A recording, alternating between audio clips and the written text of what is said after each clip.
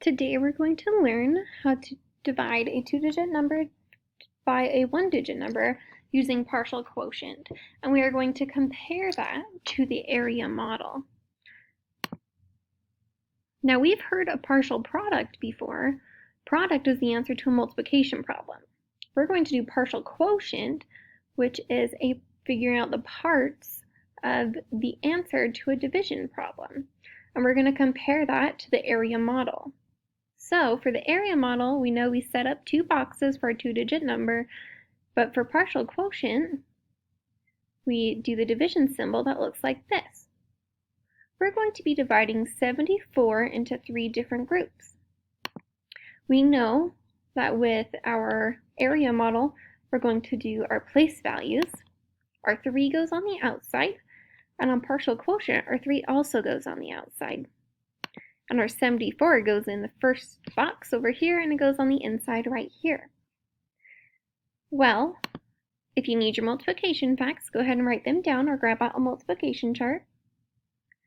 We know that we are going to start in the largest placed value. That would be the tens place in this case. Over here we have it already labeled as the tens place. Over here we just need to know that this is the tens place. We are going to skip count to see what is the closest we can get to 7 without going over. Well, I see 6 is the closest.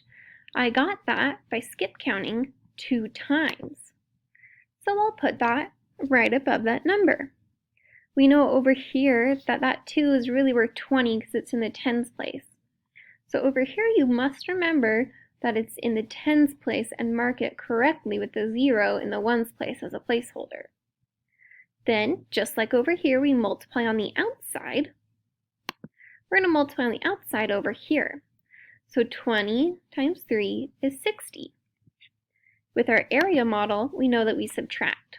We're going to do the same thing with partial quotient.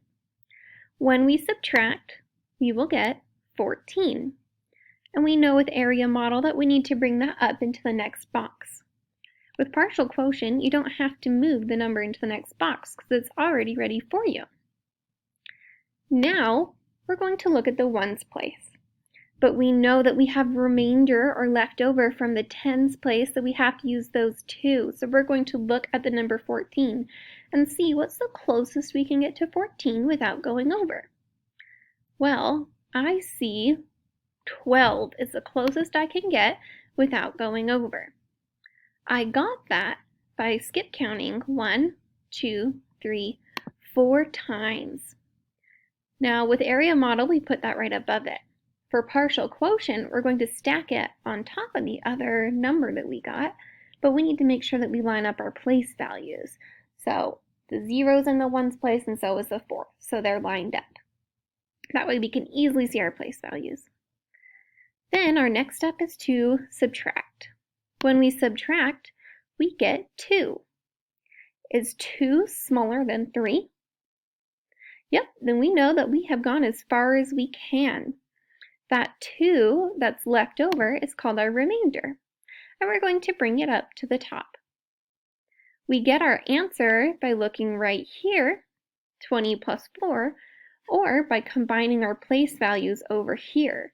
So we know that we have a 2 in the tens place and a 4 in the ones place, giving us an answer of 24 with a remainder of 2.